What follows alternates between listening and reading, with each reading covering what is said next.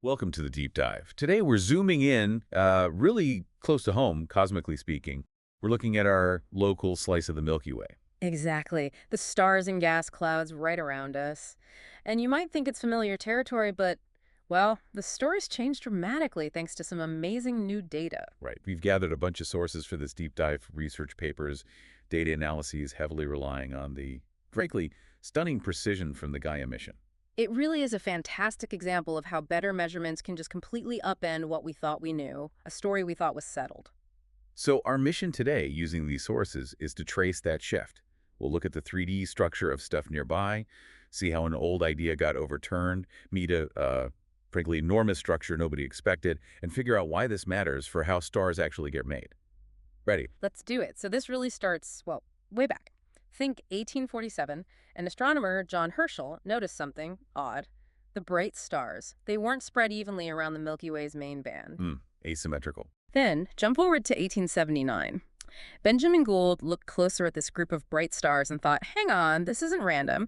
He proposed they formed a specific structure. And that became the Gould belt. That's the one. It looked like a great circle on the sky, but tilted. Tilted about 20 degrees relative to the main plane of the galaxy. Okay, tilted, not flat with the rest of the disk. That's interesting from the get-go. Definitely. And for, well, over a century, this idea seemed solid. Lots of studies seemed to back it up. They looked at bright stars, those big, hot O&B type stars, in groups called associations, young clusters. So the hot shots of the stellar nursery. Pretty much. Studies by people like Stuthers and Frogel, Pupple, Bobilev, right into the 2000s, they all seemed to find evidence for this belt. And what did they think this belt was like? What was in it? It was supposed to be the local hub of youth, basically. OB5 stars, supergiants, those associations, young clusters, and, crucially, the molecular clouds, the gas where stars form, all within about 1,000 parsecs. 1,000 parsecs. That's, what, over 3,000 light years? So a decent chunk of local space. How is it supposed to be different from the regular Milky Way disk? Good question. The normal galactic belt is, aligned with the Milky Way, stars scattered about. But the Gould belt, that was thought to be squashed vertically, much younger, maybe only 30 million years old, and shaped like a sort of ellipse. An ellipse, like a flattened circle. Exactly. They even estimated its size maybe 500 parsecs long, 340 wide. And our sun wasn't in the middle, but off to one side, maybe 150, 250 parsecs away. Huh. So a distinct tilted elliptical thing right here. Sounds very specific. Did everyone agree on how it formed? Oh, not at all. That was a huge debate. The ideas were, well, diverse. Some thought maybe a high-velocity cloud smacked into the disk, or a gas cloud hit a dark matter clump. Dramatic stuff. Totally. Or maybe a massive supernova blew a bubble that collapsed. Or stellar winds. Some even tried linking it to another feature, the Limblad ring. So lots of potential explanations. Any simpler ones? There was always that nagging possibility. Yeah. Maybe it wasn't real. Maybe it was just a trick of perspective. A projection effect? You mean like things just look lined up from where we are but aren't actually connected? Precisely that. The idea was maybe prominent bits like Orion, Perseus, OB2, the Scosen complex. Maybe they just happened to sit on the sky in a way that looked like a tilted belt, even if they were at different distances and unrelated. And that leads to the big problem before Gaia, right? How do you tell? That was the absolute crux of it. You need accurate 3D positions, accurate distances. But before Gaia, our distance measurements for these clouds and star groups, they were often really fuzzy. The uncertainty could be as big as the thing you were trying to measure. Ah, like trying to measure a room with a yardstick that's only accurate to, well, a yard. Exactly. It made confirming the real 3D shape incredibly difficult. You just couldn't be sure if things were truly linked or just appeared that way. Okay, I see the problem. So enter Gaia. How did that change the picture? Gaia was the game changer because of parallax. It measured the tiny shift in stars' positions as Earth orbits the sun with unbelievable accuracy for, well, billions of stars. And parallax gives you distance, the most direct way. The gold standard. Suddenly, we could map the local neighborhood in 3D with unprecedented clarity. And that old idea about it just being a projection, did that get a boost? It started looking much more plausible even back in 2015.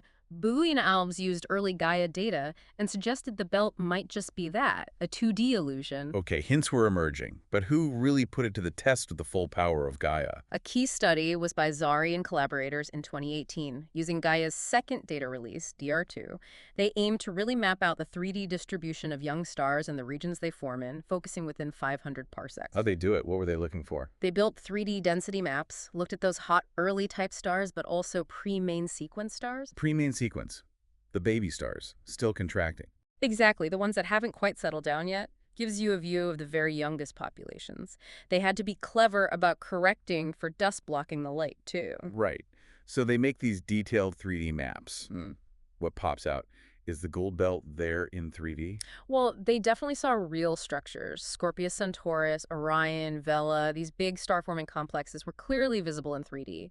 And looking at the younger, fainter stars showed other regions too, like Taurus, Perseus, Cepheus, things you might miss if you only look at the bright ones. So real clumps, real associations are definitely there in 3D space. Absolutely. They saw how the youngest stars, under 20 million years old, were in dense knots like Scosen and Orion, while slightly older ones were more spread out. The structures themselves were real. A sense of but coming. The big but.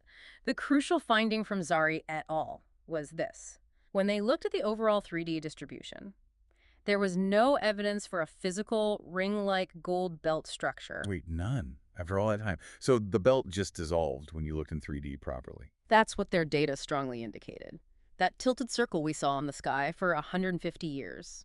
It seems it was just how these separate real regions, Orion over here, Scosen over there, happened to align from our particular viewpoint, a projection effect. Wow. That really drives home how vital accurate distances are and how data can just completely rewrite the textbook. Okay, so Gould's belt as a thing is out, but those star-forming regions are still there. What is their actual 3D arrangement? Exactly the question. And this leads us to the next big discovery, again powered by Gaia. Sources like the Star Formation Handbook stress how crucial cloud distances are for understanding starbirth, but they were always tricky. Gaia helped with cloud distances too. How? Yes, indirectly. People like Catherine Zucker and collaborators in 2019 and 2020 used Gaia star distances along with maps of dust extinction. How much dust is blocking starlight to figure out the distances to the molecular clouds themselves much more accurately, like 5% accuracy. Okay, so now we have good distances for the raw material, the gas clouds. Precisely. And armed with those accurate cloud distances, João Alves and his team in 2020 could finally piece together the true 3D layout of all these nearby cloud complexes. Not just individuals, but the whole ensemble. And what did they find? Was it just a random mess? Far from it, they found something astonishing. The clouds formed this incredibly long, narrow, and coherent structure of dense gas stretching right through the solar neighborhood. It spans about 2.7 kiloparsecs. 2.7 kiloparsecs? That's nearly 9,000 light years long. That's enormous. What is this thing called? They named it the Radcliffe Wave after the Radcliffe Institute at Harvard where the discovery The happened. Radcliffe Wave. I like it. A wave. So it's not flat. Describe it. It's amazing. It's angled relative to the galaxy's main coordinates, running along a big chunk of our local spiral arm, the Orion arm. And here's the key. It includes the majority of the nearby star-forming clouds. Wait, so clouds like Orion, Perseus, Taurus, the ones thought to be in Gould's belt, they're actually part of this wave instead. Yeah, exactly. Their position within the Radcliffe Wave is the real 3D arrangement, and it's completely incompatible with them being in a tilted ring. The wave itself isn't flat. It undulates. It goes up and down. It's well described as a sort of dampened sine wave. A wave shape, like ripples. How big are the ripples? It oscillates with an average period of about 2 kiloparsecs, and it reaches up or down about 160 parsecs from the midplane. It's packed with gas, maybe 3 million times the sun's mass, and it's incredibly skinny for its length. The aspect ratio is about 1 to 20. 1 to 20. Like a piece of string, almost 20 feet long, but only 1 foot wide, relatively speaking. A huge, thin, weighty filament of gas and baby stars right here. That's a really good way to picture it. And this wasn't just a one-off finding either. Right. Science needs confirmation. Have other people found this wave too, looking at different things? Absolutely. It's been confirmed in several follow-up studies. Donata and Figueres in 2021 looked at young star clusters using later Gaia data and found about 13 clusters, all younger than 30 million years, that seemed to belong to the wave. And were the clusters moving like they were part of a wave? Yes, that was key. Their up and down positions correlated with their up and down velocities. The young stars are tracing the motion of the gas they formed from. Then Thieleset and colleagues in 2022 found the same wave-like feature looking at OB stars, other bright stars, even some red giants using Gaia. So confirmed in clusters, massive stars, other stars. It's looking pretty solid. Very solid. And others like Babilev, Lin Chen, Swigum confirmed it in the very youngest pre-main sequence stars too. It seems to be a fundamental feature of the local young galaxy. That's really convincing. Now, you mentioned something earlier about older stars that was important. What was that again? Yes. Crucial point from Tu et al. In 2022. They looked at older stars older than, say, 30 million years that are physically located in the same volume of space as the wave. And guess what? I don't show the wavy motion. Exactly. They don't show those characteristic velocity wiggles. They're just moving along more or less with the general galactic rotation in that region. And why is that so significant? Because it strongly suggests the wave isn't some ancient permanent feature of the galactic disk itself. If it were, you'd expect all stars in that region, regardless of age, to feel its influence and show the wavy pattern. The fact that only the young stuff, the gas, and the stars recently born from it shows the wave pattern points to something that happened more recently, something that specifically stirred up the gas. Okay, that makes perfect sense.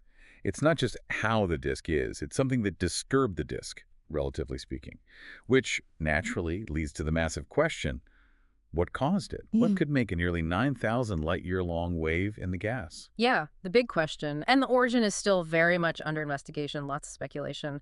The sources mention a few ideas. One, from Fleck in 2020, involves something called the Kelvin-Helmholtz instability. Kelvin-Helmholtz. I'm It's so like sorry. wind over water making waves, right? But on a galactic scale. Kind of, yeah.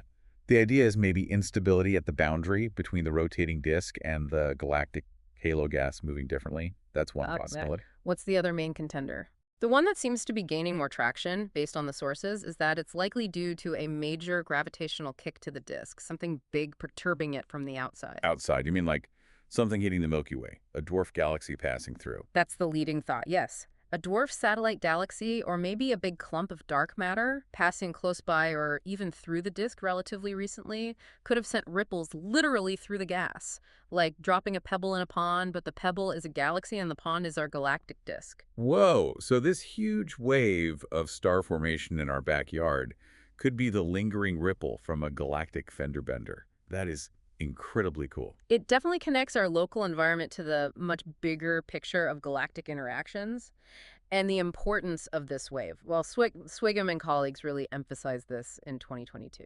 What did they propose? Why is it so significant? Their hypothesis is that the Radcliffe Wave is essentially the main gas pipeline for our local spiral arm, the Orion arm. It's the primary reservoir of material fueling current and future star formation right here. The main gas tank for the neighborhood. Yeah. And that makes it important Because it becomes this perfect nearby laboratory. Thanks to Gaia and other instruments, we can study this giant structure in amazing detail.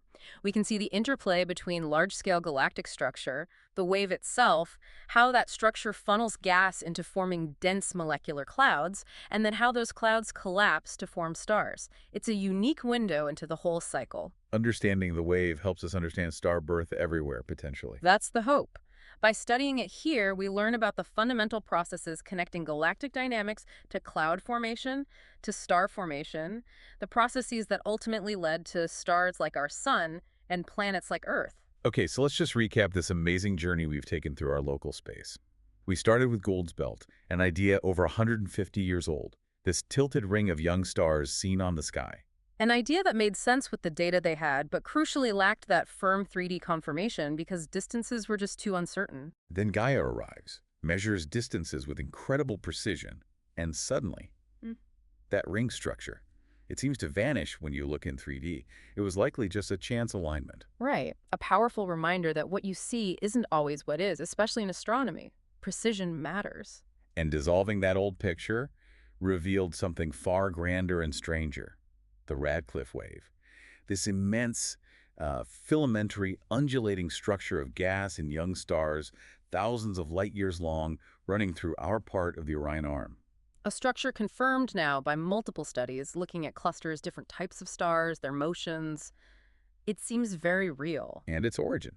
Still debated, but possibly linked to huge gravitational disturbances, maybe even a past encounter with another galaxy. Yeah, turning what we thought was just a local feature into potentially a ripple effect from galactic dynamics. It's just incredible. What looked like a small tilted ring turned out to be this massive, wavy, star-forming structure, the main gas supply line nearby. It really shows our cosmic backyard is way more dynamic and structured than we perhaps appreciated. And our understanding is always evolving with better data. Absolutely. It leaves you wondering, doesn't it, what other enormous, perhaps hidden structures are out there in the Milky Way waiting for the next leap in measurement precision to reveal them. And how deeply are the births of stars and planets tied to these grand, perhaps transient galactic features shaped by the universe's history? It's a fascinating thought to leave with.